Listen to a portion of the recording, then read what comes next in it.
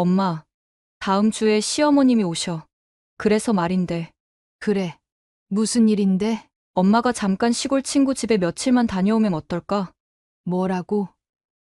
나보고 나가라고? 내가 왜? 그게 아니라, 시어머님이 좀 까다로우셔서, 오랜만에 사부인 만나서 식사하고 이야기 좀 하고 싶은데 그냥 좀 다녀오면 안 돼? 내가 있으면 불편한가 보구나. 그래. 알았다. 엄마, 제발 그렇게 말하지 마. 난 그냥, 그냥 뭐? 말해봐. 엄마 낡은 옷차림하고, 절약하는 모습을 시어머님께 보여드리기가 조금 그래. 내가 이렇게 살아온 게 너 시어머니한테 보이는 게 부끄러운 거니? 엄마, 그게 아니라, 난 그냥 어머님께 잘 보이고 싶은 거야. 그래. 알겠다. 내일 당장 나갈게. 안녕하세요. 이번 사연은 65세 손미영 어머니의 사연입니다.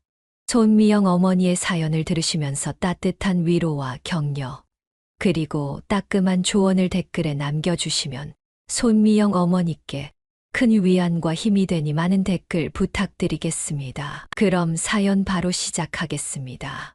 안녕하세요. 제 이름은 손미영입니다. 올해 65이 됐어요. 지금 이 이야기를 들려드리는 게 쉽지만은 않네요. 가슴 한편이 아직도 아리거든요. 하지만 이런 제 경험이 누군가에겐 위로가, 또 누군가에겐 경각심이 될 수 있지 않을까 싶어 용기를 내봅니다. 제 딸 미연이와 사위 준호를 처음 소개할 때만 해도 얼마나 자랑스러웠는지 몰라요. 미연이는 큰 회사 홍보팀에서 일하고 준호는 사업가로 승승장구하는 인재였거든요. 그 둘이 결혼한다고 했을 때 얼마나 기뻤는지 모릅니다. 제 남편도 그렇게 좋아하더라고요. 결혼식 날 미연이가 웨딩드레스를 입고 활짝 웃던 모습이 아직도 눈에 선해요. 그때만 해도 우리 가족의 미래가 이렇게 될 줄은 꿈에도 몰랐죠. 그런데 세상 일이 뜻대로 되나요? 2년 전 갑자기 남편이 세상을 떠났어요. 40년을 함께한 사람이 어느 날 갑자기 가슴 통증을 호소하더니 그대로 눈을 감아버렸어요. 그날 아침만 해도 평소와 다름없이 여보, 다녀올게. 하고 나갔던 사람이었는데 병원에서 연락이 왔을 때 제 다리에 힘이 빠지더라고요. 그날 이후로 제 삶은 완전히 뒤바뀌었습니다. 우울증이라는 것도 겪어봤어요. 아침에 일어나기도 힘들고 밥 먹는 것도 귀찮고 세상에 흥미가 없어지더라고요. 창밖으로 보이는 맑은 하늘도 예쁘게 핀 꽃들도 제 눈엔 그저 회색빛으로만 보였어요. 남편과 함께 걸었던 동네 산책로를 혼자 걸을 때면 자꾸만 눈물이 났어요. 참 힘든 시간이었습니다. 경제적으로도 많이 힘들어졌어요. 남편이 그동안 벌어놓은 돈으로 근근히 살아가려 했지만 병원비에 장례비까지 들어가니 삶이 녹록지 않더라고요. 평생 전업주부로 살아온 저로서는 갑자기 닥친 현실이 막막하기만 했죠. 한 달 생활비를 계산하면서 울컥울컥 눈물이 났던 날도 많았어요. 그때 미연이가 제안을 했어요. 엄마, 우리 집에서 같이 살자. 혼자 있으면 우울해지기만 할 거 아냐? 처음엔 미안하고 걱정도 됐지만 딸내미가 엄마 걱정하는 마음이 기특해서 고마운 마음에 수락했습니다. 솔직히 말하면 혼자 사는 게 무서웠던 것도 있었어요. 밤에 잠자리에 들 때마다 옆자리가 허전해서 잠을 이루기 힘들었거든요. 딸네 집은 번듯한 아파트였어요. 방 3개의 거실도 넓고 주방도 예뻤죠. 처음 들어섰을 때, 아, 우리 딸이 이만큼 컸구나 하는 생각에 뿌듯하면서도 한편으로는 제자리를 잃은 것 같은 느낌이 들더라고요. 하지만 그건 제 기우였어요. 미연이와 준호가 정성껏 방을 꾸며 놓았더라고요. 여기가 엄마 방이야. 이제 앞으로 여기서 편하게 쉬어. 미연이의 얼굴에서 진심 어린 따뜻함이 느껴졌어요. 처음엔 어색했지만 점차 적응해 갔어요. 아침마다 일찍 일어나 미연이와 준호의 아침 식사를 챙겨주고 집안일도 도맡아 했어요. 제가 할 수 있는 거라곤 그게 전부였으니까요. 가끔 미연이가 엄마, 그냥 쉬어. 내가 할게. 라고 말해도 가만히 있을 순 없었어요. 제가 있어서 도움이 된다는 걸 보여주고 싶었거든요. 집 안 구석구석을 깨끗이 청소하고 빨래도 깔끔하게 개어놓고 맛있는 반찬도 만들어 놓았죠. 그럴 때마다 역시 우리 엄마야. 하고 좋아하는 미연이를 보면 제 가슴이 뿌듯해졌어요. 한동안은 정말 행복했어요. 퇴근하고 돌아온 미연이와 준호와 함께 저녁 식사하며 수다 떠는 게 하루 중 가장 좋은 시간이었죠. 미연이는 회사에서 있었던 재미난 일들을 이야기하고 준호는 주식 시장 동향에 대해 열심히 설명하곤 했어요. 저는 그저 딸과 사위의 이야기를 들으며 웃음 짓는 것만으로도 행복했습니다. 주말이면 다 같이 시장에 가서 장을 보고 가끔은 근처 공원으로 산책을 가기도 했어요. 그럴 때마다 이렇게 사는 거구나 하고 생각했죠. 하지만 제 옷차림이나 생활 습관이 점점 눈에 거슬렸나 봐요. 미연이가 가끔 엄마, 이제 그 옷 그만 좀 입어. 새로 사줄게. 라고 말하곤 했어요. 저는 아끼는 마음에서 오래된 옷을 입었을 뿐인데 말이에요. 평생 검소하게 살아온 저로서는 아직 멀쩡한 옷을 버리는 게 쉽지 않았거든요. 준호도 은근히 절약하는 제 모습을 못마땅해 하는 것 같았어요. 어머님, 돈 걱정 말고 드시고 싶은 거 사드세요. 이렇게 말하면서도 뭔가 안 좋은 기색이 느껴졌거든요. 그래도 저는 괜찮다고 생각했어요. 젊은 사람들의 생활 방식과 제가 다른 건 당연하니까요. 서로 이해하고 맞춰가면 된다고 믿었죠. 하지만 그게 제 오산이었나 봐요. 어느 날부터인가 미연이와 준호의 태도가 달라지기 시작했거든요. 전에는 퇴근하고 돌아오면 반갑게 맞아주곤 했는데 이제는 피곤하다며 방으로 들어가 버리기 일쑤였어요. 주말에도 둘이서만 외출하는 일이 잦아졌고 저녁 식사도 같이 하는 날이 줄어들었죠. 처음엔 바쁜가 보다 하고 넘겼어요. 하지만 딸과 사위의 차가운 눈빛과 말투를 보며 뭔가 잘못되고 있다는 걸 직감했죠. 밤에 혼자 누워있으면 자꾸 불안한 생각이 들었어요. 내가 뭘 잘못했나? 혹시 내가 부담이 되고 있는 걸까? 이런 생각들로 잠 못 이루는 밤이 많아졌습니다. 그러던 어느 날, 준호가 퇴근하고 돌아와 한마디를 던졌어요. 어머님, 다음 주에 집으로 저희 어머니 오시기로 했어요. 그 말을 듣는 순간, 왠지 모를 불안감이 엄습해 왔어요. 준호의 표정에서 뭔가 꺼림칙한 것이 느껴졌거든요. 그리고 그 불안감은 곧 현실이 되고 말았습니다.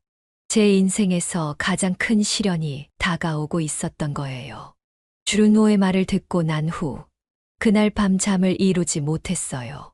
가슴 한켠이 묘하게 불안했거든요. 다음 날 아침, 평소처럼 일찍 일어나 아침 식사를 준비했어요. 미연이가 나왔을 때 물어봤죠. 미연아, 시어머니 오신다며? 언제 오시는 거야? 미연이는 대충 다음 주 화요일에 오신대. 라고 말하고는 서둘러 출근 준비를 하더라고요. 그 주 내내 저는 사부인 방문 준비로 바빴어요. 집안 구석구석 청소하고 이불도 새로 빨고 맛있는 반찬도 미리 준비해뒀죠. 하지만 뭔가 이상했어요.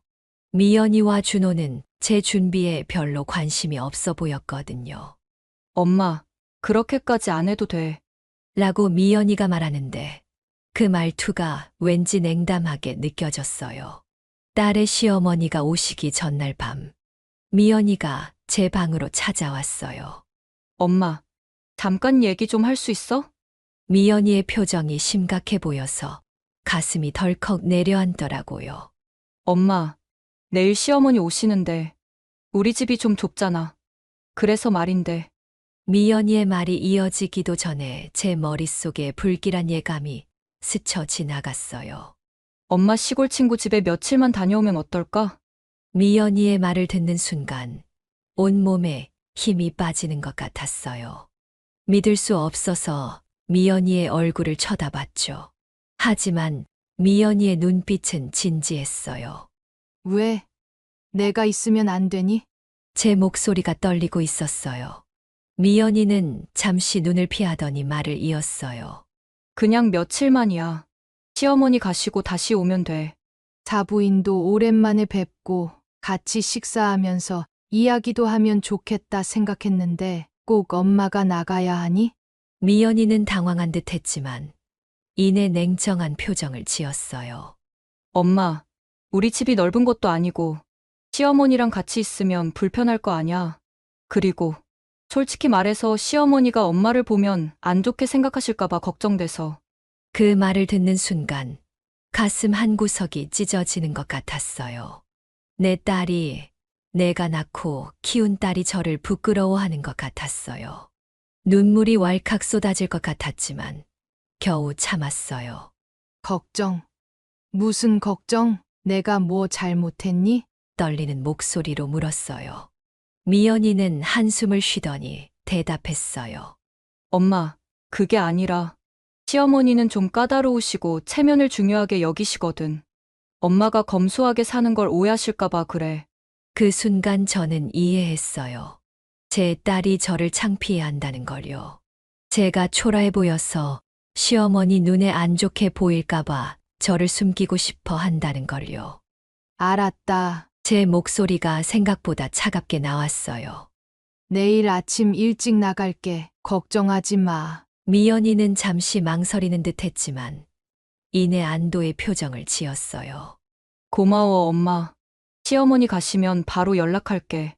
방문을 닫고 나가는 미연이의 뒷모습을 보며 저는 한동안 멍하니 앉아 있었어요. 머릿속이 복잡했죠. 내가 뭘 어쨌다고 이런 대접을 받고 있는 건지. 그날 밤 짐을 싸면서 눈물이 멈추지 않았어요. 옷가지들을 정리하면서 문득 남편 생각이 났죠. 여보, 당신이 살아있었다면 이런 일은 없었겠죠? 하고 중얼거렸어요. 다음 날 아침 미연이와 준호가 출근하기 전에 집을 나섰어요. 떠나기 전 거실 한복판에 서서 집안을 둘러봤어요. 얼마 전까지만 해도 제가 열심히 가꾸고 사랑했던 공간인데 이제는 더 이상 제 자리가 아닌 것 같았어요.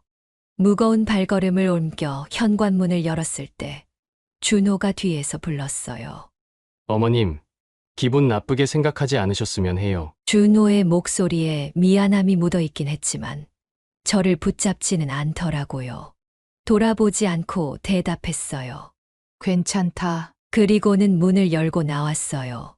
엘리베이터를 타고 내려오면서 온갖 생각이 스쳐 지나갔어요. 이게 정말 현실인가? 내가 꿈을 꾸고 있는 건 아닐까?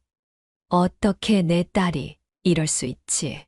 아파트 밖으로 나오자 쌀쌀한 바람이 불었어요.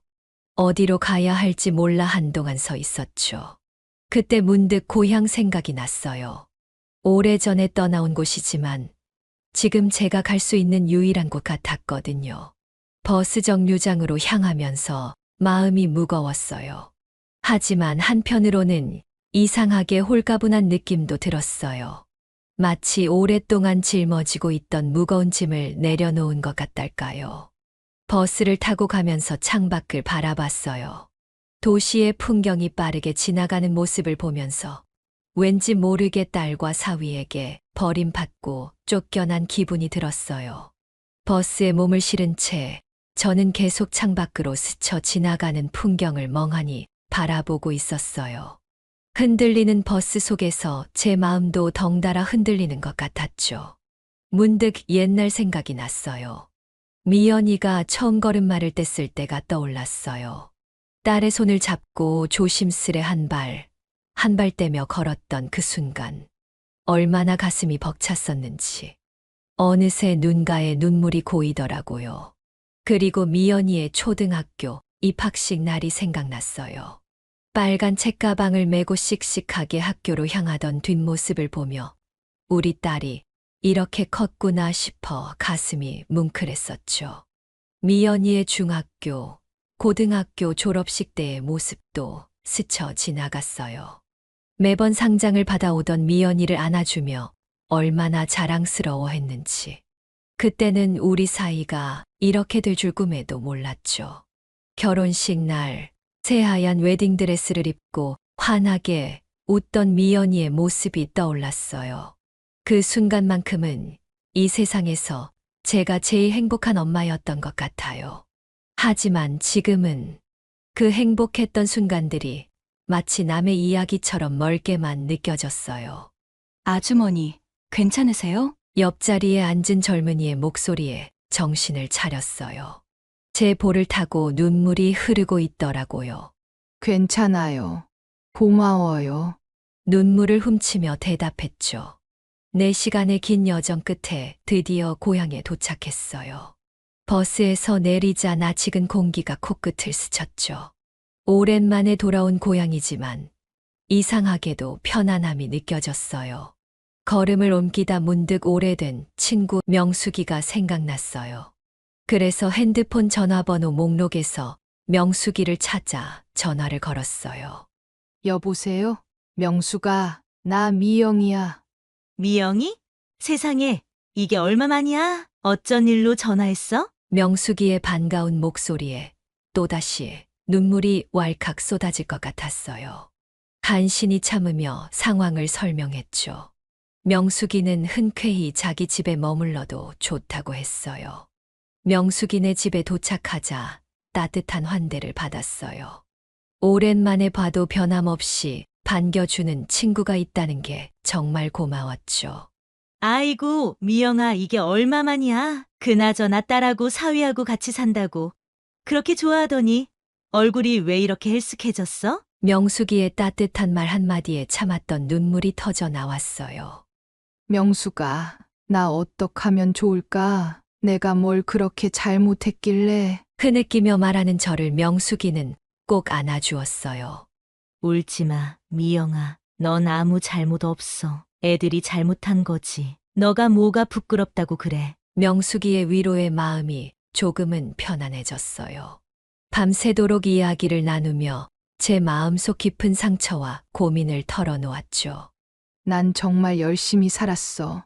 미연이를 위해서 모든 걸 다 바쳤는데 이제 와서 이런 대접을 받다니 검소하게 살아온 게 부끄럽고 창피한 걸까? 미영아, 넌 정말 훌륭한 엄마이고 여자야. 너의 잘못이 절대 아니야. 명숙이의 말에 고개를 끄덕였지만 마음 한구석이 여전히 아팠어요. 딸을 위해 평생을 바쳤는데 이제 와서 딸이 저를 부끄러워하고 창피해하는 것 같아서 너무나 서글펐어요. 친구에게 이런저런 이야기를 털어놓고 나니 그날 밤 오랜만에 편안하게 잠들 수 있었어요. 딸과 사위에게 받은 상처가 오랜 친구의 따뜻한 위로 덕분에 치유되는 것 같았죠. 명숙이네 집에서 지내는 동안 저는 매일 아침 일어나면 제일 먼저 휴대폰을 확인했어요. 미연이나 준호에게서 연락이 올까 하는 기대감 때문이었죠. 하지만 매번 실망스러운 결과뿐이었어요. 시간이 지날수록 불안감은 더욱 커져갔습니다. 미영아, 오늘은 뭐 먹고 싶어? 명숙이가 매일 아침 물어봤지만 제 대답은 항상 같았어요. 난 괜찮아. 아무거나 먹을게. 사실 아무것도 먹고 싶지 않았거든요. 목에 음식이 넘어가지 않았어요. 밤이면 더 힘들었어요. 잠자리에 누우면 온갖 상상이 떠올랐죠. 사부인이 명품 가방을 들고 와서 미연이에게 건네는 모습과 준호에게 고급 시계를 선물하는 장면. 그리고 큰 봉투에 돈을 가득 담아 건네며 너희 이번에 이사 갈 때 이 돈 보태서 더 좋은 곳으로 알아봐. 하고 말하는 모습까지 상상했어요. 그럴 때마다 가슴이 찢어지는 것 같았어요. 내가 저런 걸 해줄 수 없어서 미연이가 나를 버린 걸까 하는 생각에 이불을 뒤집어 쓰고 흐느꼈죠. 명숙이가 밤중에 화장실에 다녀오다 제 울음소리를 듣고 달려와 안아주곤 했어요. 미영아, 울지 마. 다 잘 될 거야. 하루하루가 지나면서 점점 더 우울해졌어요. 아침에 일어나는 게 너무 힘들었고 하루 종일 창밖만 바라보며 멍하니 시간을 보냈죠. 명숙이가 맛있는 음식을 해줘도 한 숟가락 뜨기가 힘들었어요. 미영아, 산책이라도 다녀올까? 명숙이의 제안에 마지못해 따라 나섰지만 금세 다리에 힘이 풀려 돌아와야 했어요. 점점 체력이 떨어지고 있다는 걸 느꼈죠. 밤에는 잠을 이루지 못하고 뒤척이기 일쑤였어요. 한숨도 못 자고 새벽을 맞이하는 날이 많아졌죠. 그러다 보니 낮에는 계속 피곤해서 소파에 누워있기만 했어요. 명숙이의 걱정 어린 눈빛이 점점 더 깊어졌어요. 미영아, 너 몸무게가 많이 빠진 것 같아. 이러다 정말 큰 병 나겠어. 하지만 저는 그저 웃으며 괜찮아. 곧 나아질 거야. 라고만 했죠. 그러던 어느 날 아침 평소처럼 휴대폰을 확인하려고 손을 뻗었는데 갑자기 온몸에 힘이 빠지면서 어지러움이 밀려왔어요. 그대로 바닥에 쓰러졌죠.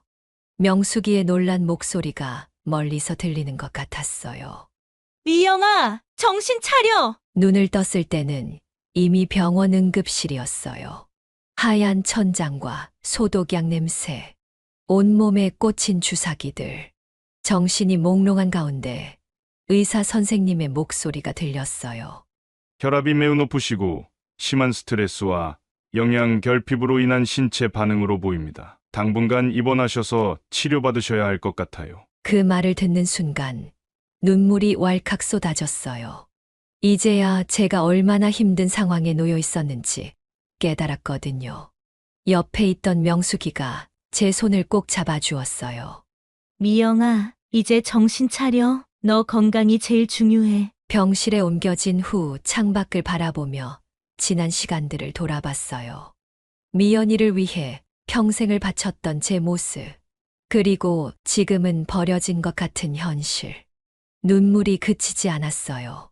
간호사 선생님께 부탁드렸어요. 선생님, 제 딸한테 연락 좀 해주실 수 있나요? 하지만 돌아온 대답은 더욱 가슴 아프게 했어요.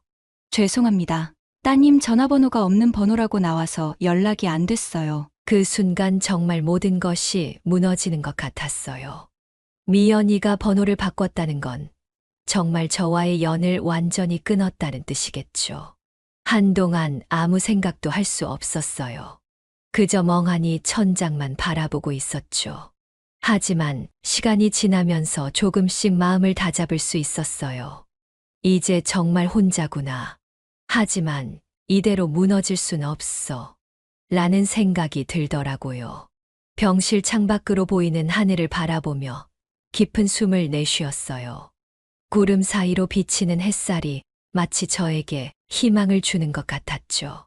그때 문득 이런 생각이 들었어요. 이제부터 나를 위해 살아야겠다. 늦었지만 내 인생을 새로 시작해보자. 그렇게 저는 천천히 하지만 확실하게 앞으로 어떻게 살아갈지 고민하기 시작했답니다. 미연이와 준호에 대한 미련과 원망은 여전히 있었지만 그것들이 제 삶을 지배하도록 두지 않기로 했어요. 병원 생활이 2주째 접어들던 어느 날이었어요.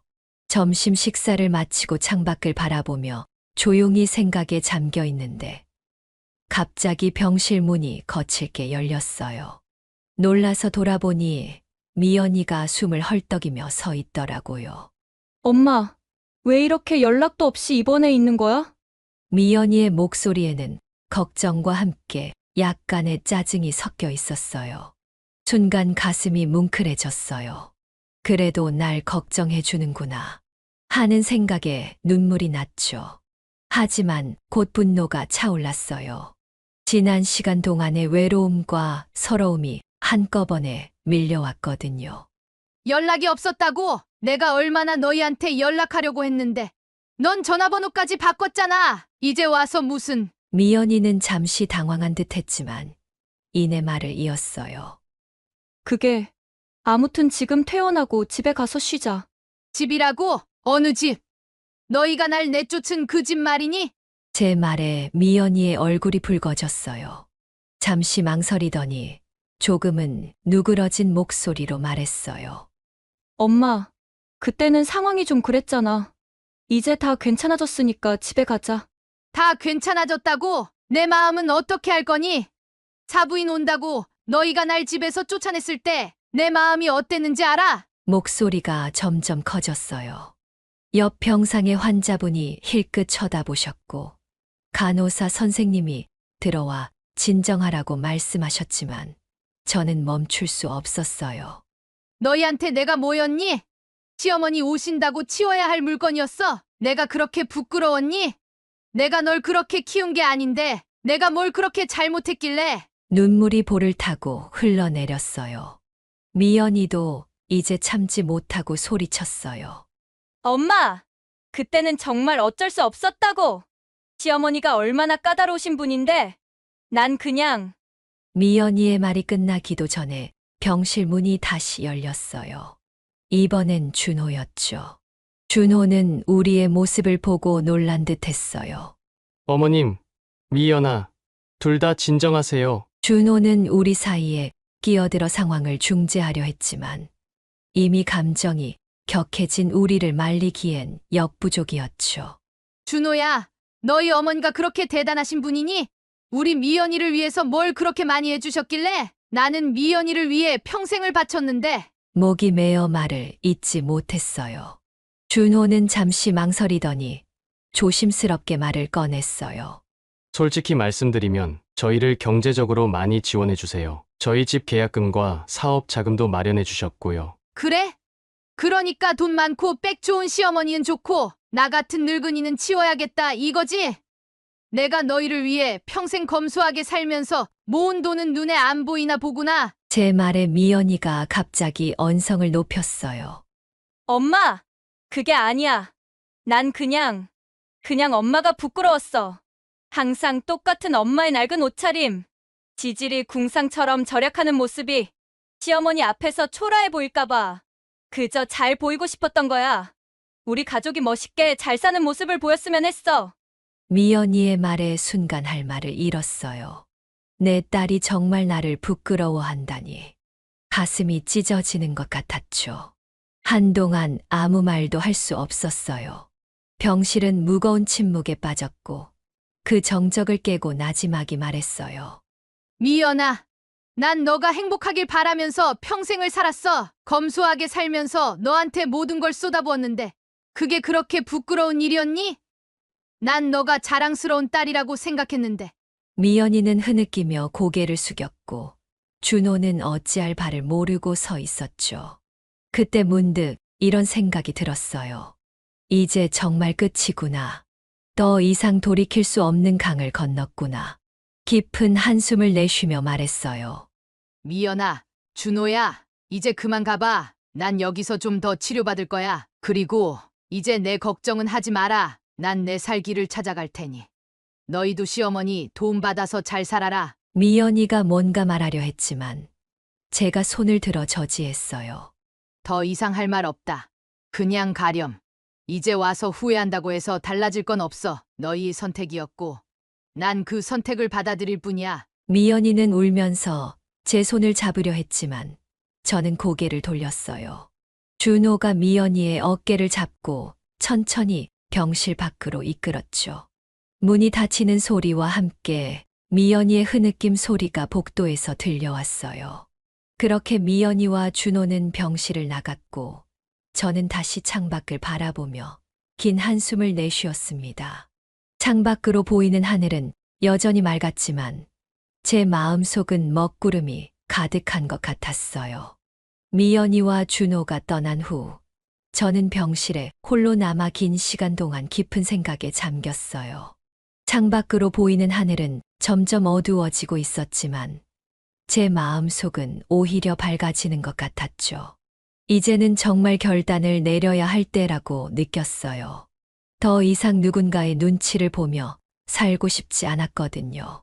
다음 날 아침 주치의 선생님께 퇴원 의사를 밝혔어요. 선생님은 좀 더 치료를 받는 게 어떻겠냐고 하셨지만 제 마음은 확고했죠. 선생님, 이제 제 마음의 병을 치료할 때예요. 그건 이 병원이 아닌 다른 곳에서 해야 할 것 같아요. 퇴원 수속을 밟는 동안 이상하게 마음이 설레더라고요. 마치 오랜 여행을 떠나는 기분이었죠. 짐을 정리하면서 문득 남편이 생각났어요. 여보, 이제 나 혼자서도 잘 살 수 있을 것 같아요. 지켜봐 주세요. 라고 중얼거렸어요. 퇴원하는 날 병원 로비에서 우연히 미연이를 마주쳤어요. 아마도 저를 설득하러 온 모양이었죠. 하지만 제 마음은 이미 정해져 있었어요. 미연아, 이제 그만하자. 앞으로 너 인생은 너가 알아서 살고 내 인생은 내가 살 거야. 미연이가 무언가 말하려 했지만 제가 손을 들어 저지했어요. 들어봐. 너에게 난 부끄러운 존재였겠지. 하지만 난 내 인생이 자랑스러워. 검소하게 살면서도 너를 훌륭하게 키워냈다고 생각했는데 그게 너한텐 부끄러움이었다니 참 아이러니하구나. 미연이의 눈에 눈물이 고였어요. 하지만 저는 흔들리지 않았죠. 그리고 하나 더 말해둘 게 있어. 네 아버지가 돌아가실 때 작은 재산을 남기셨어. 난 그동안 너희를 위해 그 돈을 쓰지 않고 모아뒀어. 하지만 이젠 그 돈으로 내 새 인생을 시작할 거야. 미연이의 눈이 놀라움으로 커졌어요. 아마 이런 사실을 전혀 모르고 있었겠죠. 엄마, 그런 줄 몰랐어. 내가 잘못했어. 이제 와서 그런 말은 소용없어. 난 이제 고향으로 돌아갈 거야. 더 이상 연락하지 말고 너희 삶이나 잘 살아. 그렇게 말하고 돌아서는 제 등 뒤로 미연이의 흐느낌 소리가 들렸지만 뒤돌아보지 않았어요. 이제 정말 새로운 시작을 해야 할 때였으니까요. 병원을 나와 곧장 기차역으로 향했어요. 오랜만에 타는 기차였지만 왠지 모르게 설레더라고요. 창밖으로 스쳐 지나가는 풍경을 보며 이런저런 생각에 잠겼죠. 이제 정말 새로운 인생이 시작되는구나. 고향에 도착하자 오랜 친구 명숙이가 마중 나와 있었어요. 명숙이의 도움으로 작은 집을 구할 수 있었죠. 남편이 남긴 재산으로 편안하게 살 수 있는 정도의 집이었어요. 처음 며칠은 정신없이 지나갔어요. 짐을 정리하고 집 안팎을 깨끗이 청소하느라 바빴죠. 하지만 그 과정이 오히려 즐거웠어요. 제 힘으로 새 보금자리를 만들어 간다는 게 뿌듯하더라고요. 점차 시골 생활에 적응해 가면서 이웃들과도 가까워졌어요. 동네 할머니들과 함께 텃밭을 가꾸기 시작했는데 그게 정말 큰 즐거움이 되었죠. 직접 기른 채소로 반찬을 만들어 이웃들과 나누어 먹는 재미가 쏠쏠했어요. 동네 노인회에서도 열심히 활동했어요. 처음엔 어색했지만 점차 제 역할을 찾아갔죠. 특히 글을 잘 몰랐던 할머니들에게 한글을 가르쳐 드리는 일이 보람 있었어요. 그분들이 처음으로 자신의 이름을 쓰셨을 때 그 기쁨 어린 표정을 잊을 수가 없어요. 가끔은 동네 아이들에게 글을 가르쳐 주기도 했어요. 아이들과 함께 있으면 미연이가 어렸을 때가 생각나 가슴이 아프기도 했지만 그 아픔조차도 제 삶의 일부로 받아들이기로 했죠. 그렇게 3년의 시간이 흘렀어요. 어느 날 갑자기 미연이에게서 전화가 왔어요. 준호의 사업이 부도나서 경제적으로 많이 어렵다고 하더라고요. 시어머니도 이제 더 이상 도와줄 형편이 안 된다고 하더라고요. 엄마, 우리 정말 어려워. 제발 도와줘. 미연이의 목소리에는 절박함이 가득했어요. 순간 마음이 흔들렸지만 지난 3년간의 시간을 생각하며 마음을 다잡았어요. 미연아, 너희가 어렵다니 안타깝구나. 하지만 난 이제 너희와는 상관없는 사람이야. 너 인생은 너가 책임져야 해. 엄마, 제발. 우리가 정말 잘못했어. 용서해줘. 용서는 했다. 하지만 그게 너희를 도와준다는 뜻은 아니야. 이제 각자의 삶을 살자. 더 이상 연락하지 말아라. 그렇게 전화를 끊고 나니 마음이 복잡했어요. 딸의 어려운 처지를 외면하는 게 쉽지만은 않았죠. 하지만 동시에 홀가분한 느낌도 들었어요. 이제 정말 저 자신의 삶에만 집중할 수 있게 된 것 같았거든요. 요즘 제 하루는 이렇게 흘러가요. 아침 일찍 일어나 텃밭에 나가 채소들을 돌봐요. 따스한 아침 햇살을 받으며 싱그러운 채소를 만지는 것만으로도 행복해요. 오전에는 주로 동네 노인정에서 시간을 보내요. 할머니들과 함께 요가도 하고 때로는 장기 자랑 대회도 열어요. 제가 개사한 노래로 상을 탄 적도 있답니다. 오후에는 등산을 가기도 해요. 가끔 명수기와 함께 인근 도시로 나들이를 가는 것도 소소한 즐거움이에요. 저녁에는 주로 책을 읽거나 일기를 써요. 요즘은 제 인생 이야기를 조금씩 적어가고 있어요. 언젠가는 이 이야기가 누군가에게 위로가 될 수 있지 않을까 하는 작은 희망을 품고 있답니다. 비록 홀로 지내지만 제 삶이 행복하고 의미 있다고 느껴요. 더 이상 누군가의 기대에 맞추려 애쓰지 않아도 되고 제 모습 그대로를 인정받을 수 있어 감사해요. 가끔 미연이와 준호 생각이 나기도 하지만 더 이상 아프지 않아요. 그저 먼 과거의 추억으로 남았을 뿐이죠. 이제 저는 제 인생의 주인공으로 살아가고 있어요. 문득 이런 생각이 들더라고요.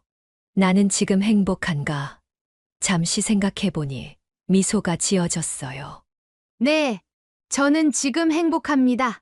비록 늦은 나이에 찾은 행복이지만 그래서 더욱 소중하답니다. 앞으로도 이 행복을 소중히 여기며 하루하루를 감사하게 살아갈 거예요. 여기까지 손미영 어머니의 사연이었습니다. 여러분은 어떻게 들으셨나요? 우리는 평생 자식들을 위해 희생하며 살아왔습니다. 하지만 때로는 그 사랑이 당연시되고 우리의 존재가 부끄러움의 대상이 될 수 있다는 걸 이 사연을 통해 아프게 깨달았습니다. 부모로서 우리가 잊지 말아야 할 것은 우리도 한 사람의 인격체라는 점입니다. 우리에게도 존엄성과 자존감이 필요합니다. 자식을 위해 모든 것을 포기하는 것이 아니라 서로 존중하며 각자의 삶을 살아가는 것이 진정한 가족의 모습일 것입니다. 여러분, 늦었다고 생각하지 마세요. 지금이라도 자신을 위한 삶을 시작하세요. 우리의 행복이 곧 자식들의 행복으로 이어질 것입니다. 인생의 황혼기를 맞이한 우리, 이제는 우리 자신을 위해 살아갈 때입니다. 그것이 우리가 자식들에게 줄 수 있는 마지막 선물이 될 것입니다. 구독과 좋아요, 알림 설정하시면 올라오는 사연을 빠르게 받아보실 수 있습니다. 그럼 다음 사연으로 찾아뵙겠습니다. 고맙습니다.